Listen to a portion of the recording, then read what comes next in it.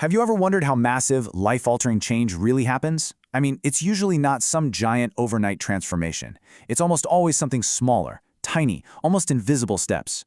Today, we're going to dive into James Clear's groundbreaking book, Atomic Habits, and unpack how getting just 1% better every single day can lead to some truly incredible results.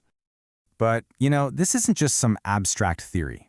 For the author himself, it all started with a catastrophe. A baseball bat to the face in high school. It left him with a shattered skull and a brain swelling so bad, doctors had no choice but to put him in a coma. His journey back from that absolute rock bottom was slow, and it was built on one small atomic habit at a time. That experience, that struggle, it became the foundation for everything he'd later teach. Okay, so let's get into this core idea. The surprising, almost unbelievable power of just 1%.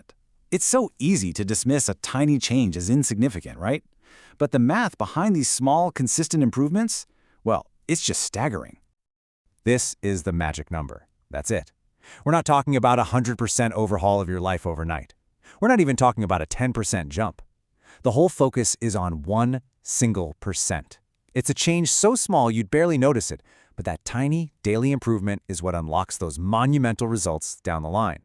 And this is where the math gets kind of crazy. If you get just 1% better each day for a year, you'll end up nearly 38 times better than when you started. But what if you get 1% worse each day? You decline almost down to 0.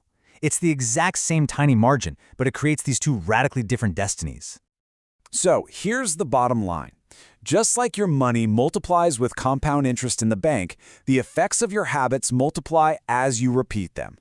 Good habits, well, they make time your biggest ally. But bad habits, they make time your enemy. Think about it like this. Imagine a pilot is flying from Los Angeles to New York City. If they adjust the plane's heading by just 3.5 degrees, that's a shift you would not even feel. They won't land in New York. They'll land in Washington, D.C. Your daily habits, those are your heading. And a tiny change at the very start can completely alter where you end up. But okay, here's where this idea goes from interesting to, well, to really profound. Habits aren't just about what you get in the end. They're about who you become. You know, we all have these stories we tell ourselves, right? I'm not a morning person. I'm just bad with names. But these aren't facts. They're beliefs, and we reinforce them with our actions every single day. If you're consistently late, you start to believe that being late is just part of who you are, a fixed identity. So, how do we build a new identity? Well, the key is to see every single action you take as a vote for the type of person you want to become. You don't just snap your fingers and suddenly you're a reader. Nope, you read one page. You cast a vote. You finish a book, you cast a bigger vote. You do it day after day, until the evidence for your new identity is just undeniable. And that is the big mental switch you have to flip. Don't start with the outcome you want, like, I want to lose 20 pounds. Start with the identity you want. I want to be the type of person who is active and healthy. Once you've decided that, your daily actions just become a way of casting votes for that new identity. Okay, so now we get the why. We get the big picture. Now, let's get into the how. What's the actual blueprint for every single one of our behaviors, good or bad? It all comes down to this simple 4-step loop that runs on total autopilot in our brains. First, there's a cue that triggers your brain to initiate a behavior. That leads to a craving, which is the motivational force behind the habit. That craving then drives a response, the actual habit you perform.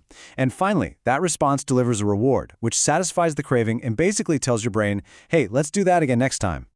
And you see this loop play out everywhere, all day long. Your phone buzzes. That's the cue. You suddenly feel this need to know who texted you. That's the craving. You pick up the phone and read it. That's the response. And you satisfy your curiosity. That's the reward. And before you know it, your brain links that buzz directly to the reward, and bam, a habit is born. So, if that loop is the blueprint of our lives, how do we become the architects? How do we use this knowledge to intentionally build better habits?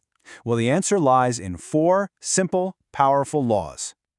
This is the question that unlocks everything, right? This is what we all want to know. And luckily, this framework gives us a really clear set of rules to answer it. It's brilliant in its simplicity.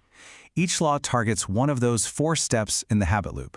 If you want to build a good habit, you make the cue obvious, you make the craving attractive, you make the response easy, and you make the reward satisfying.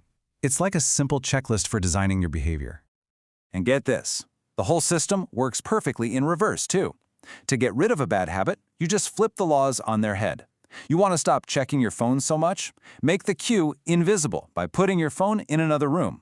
Make the response difficult by adding a long, complicated password. It's all about designing your environment to work for you, not against you. Okay, so this has all been great theory, but how do you actually start? Like, right now, today, how do you lay that first crucial stone on the path to a new you? Here it is. It's called the 2-minute rule, and it is your secret weapon. Think of it as your gateway habit. Whatever new habit you want to build, you have to scale it down until it takes less than 2 minutes to perform. See the difference? Read before bed sounds like a commitment, but read 1 page? Anyone can do that. Run 3 miles can feel daunting, but just tie my running shoes? That's easy. The goal isn't to run a marathon on day 1, it's to become the kind of person who puts on their running shoes, even on the days they don't feel like it. And that's really the heart of it. This rule isn't about the immediate result. It's about building the identity of someone who is consistent. It's about mastering the art of just showing up. Because before you can improve a habit, you have to establish it first. You have to make it automatic. So I'll leave you with this question. Forget about your huge, audacious goals just for a second. Instead, think about who you want to be.